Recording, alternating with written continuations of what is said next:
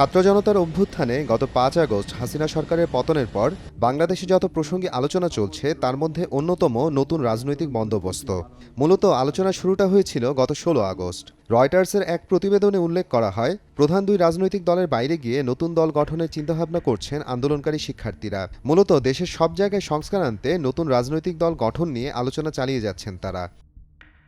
যদিও তাদের বক্তব্য ভুলভাবে উপস্থাপন হয়েছে বলে দাবি করেন লিয়াজো কমিটির সমন্বয়কের দায়িত্বে থাকা মাহফুজ আলম। তবে নতুন দল কিংবা কিংস পার্টি গঠন নিয়ে আলোচনা থামেনি।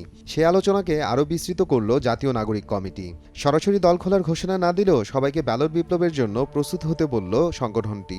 রাজনৈতিক পর্যবেক্ষক মহল মনে করছে, এই ইঙ্গিত মূলত আগামী নির্বাচনকে কেন্দ্র করে নতুন দল গঠনের পথে অবস্থান স্পষ্ট করেছে জাতীয় নাগরিক কমিটি। দ্রুত সংস্কার করে ঠিক করে একটা নির্বাচন দেবেন। দ্রুত নির্বাচনের জন্য কার্যত চাপ দিয়ে যাচ্ছে বিএনপি।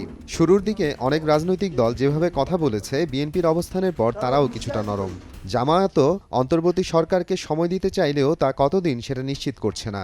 এর মধ্যেই রাষ্ট্রপতির অপসারণ ও সংবিধান বাতিল কিংবা সংশোধন ইস্যুতে রাজনৈতিক দলগুলোর মতানৈক্য স্পষ্ট হয়ে উঠেছে বৈষম্যবিরোধী ছাত্র আন্দোলনের, যা নিয়ে ফেসবুক সহ বিভিন্ন মাধ্যমে যথেষ্ট চর্চাও হচ্ছে। বিষয়টি নিয়ে বিএনপি সহ বিভিন্ন রাজনৈতিক দলগুলোর সঙ্গে বৈঠকও করেছেন তারা। জাতীয় নাগরিক কমিটি ও বৈষম্যবিরোধী ছাত্র আন্দোলনের এভাবে মাঠে তৎপরতার নেপথ্যে কারণ নিয়ে নানা আলোচনা হচ্ছে রাজনীতিতে। বিশেষ করে গত ৮ সেপ্টেম্বর যাত্রা শুরু করা জাতীয় নাগরিক কমিটি জেলা ও উপজেলার কমিটি দিয়ে যাচ্ছে।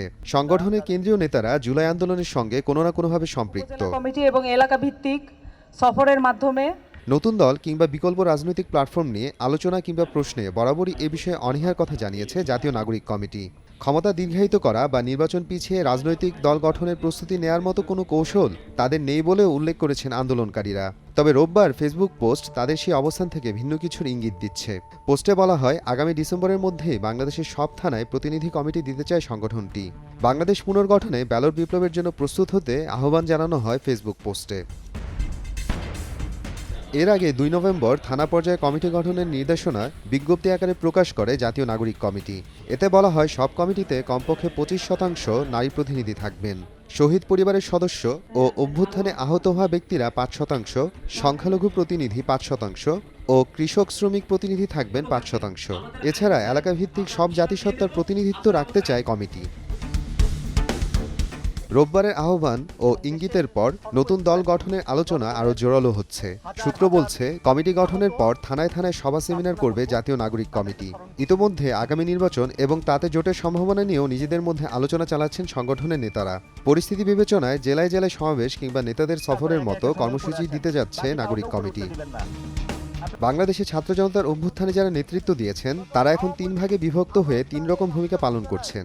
এ কারণে অনেকে প্রশ্ন করছেন, তাহলে কি কিংস পার্টি গঠনের চেষ্টা হচ্ছে? যদিও সম্প্রতি এক অনুষ্ঠানে ছাত্র আন্দোলনের অন্যতম সমন্বয়ক হাসনাত আবদুল্লাহ বলেছিলেন, তারা কিংস পার্টি নয়, কিংস মেকার। আমাদেরকে অনেকে বলে কিংস পার্টি, আমরা কিংস পার্টি না, আমরা কিংস মেকার। এবারে নতুন দল গঠনের বিষয়টি অনেকেই আবার স্বাভাবিক হিসেবেই দেখছেন। যদিও ১৯৯১, ১৯৯৬ ও ২০০১ সালের অন্তর্বর্তীকালীন বা তত্ত্বাবধায়ক সরকারগুলোকে কোনো প্রকার রাজনৈতিক দল গঠন বা গঠনের উদ্যোগ নিতে দেখা যায়নি। তবে ২০০৬ সালের ফখরুদ্দিন মঈনুদ্দিন সরকারের সময়ে বেশ কয়েকটি রাজনৈতিক দল আত্মপ্রকাশ করেছিল। বাংলাদেশের রাজনৈতিক ফোরামে তাদেরকে কিংস পার্টি হিসেবে অভিহিত করা হয়ে থাকে। ছাত্র জনতার অভ্যুত্থানে শেখ হাসিনার পতন হওয়ায় এবারের প্রেক্ষাপট পুরোটা ভিন্ন। তারপরও পর্যবেক্ষক মহল মনে করে, জাতীয় নাগরিক কমিটি কোনো কিংস পার্টি নাকি ব্যালট যুদ্ধে নিজেদের বড় রাজনৈতিক প্ল্যাটফর্ম হিসেবে আবির্ভূত করবে, সেটা নিয়ে আলোচনা বাড়তে থাকবে দেশের রাজনীতিতে। মোহাম্মদ আফরানুল ইসলাম, সময় সংবাদ।